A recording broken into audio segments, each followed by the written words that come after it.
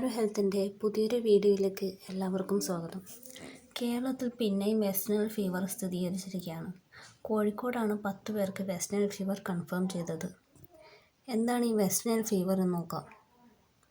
Culex കൊതുക് വഴി പരത്തുന്ന ഒരു പകർച്ചവ്യാധിയാണ് വെസ്റ്റ് നൈൽ ഫീവർ.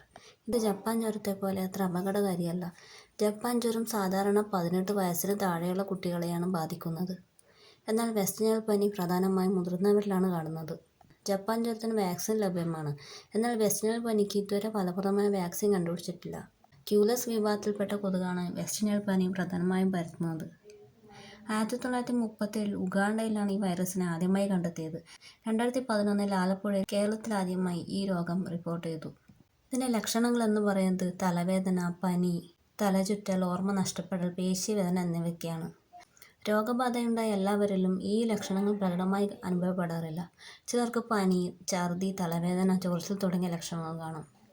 ചില ആളുകളിൽ ഇത് തലച്ചോറിനെ ബാധിക്കുന്ന കാരണം ബോധക്ഷയം, ചിലപ്പോൾ മരണം വരെ സംഭവിക്കാം. എന്നാൽ ജപ്പാൻ ജ്വരത്തെ അപേക്ഷിച്ച് ഇതിന് മരണനിരക്ക് വളരെ കുറവാണ്. ഇതിൻ്റെ പ്രതിരോധവും ചികിത്സയും എങ്ങനെയാണെന്ന് നോക്കാം. വെസ്റ്റ് നൈൽ രോഗത്തിന് ശരിയായ ചികിത്സയോ വാക്സിനോ ലഭ്യമല്ലാത്തതിനാൽ പ്രതിരോധമാണ് ഏക മാർഗം. കൊതുകുകടി ഏൽക്കാതിരിക്കുകയാണ് ഏറ്റവും നല്ല പ്രതിരോധ മാർഗം. ഇതിനായി ശരീരം മൂടുന്ന വിധത്തിൽ വസ്ത്രം ധരിക്കുക, പിന്നെ കൊതുകുവല ഉപയോഗിക്കുക, കൊതുകിനെ അറ്റുന്ന ലോഷൻ പുരട്ടുകയും ഒക്കെ ചെയ്യുന്നത് നല്ലതാണ്.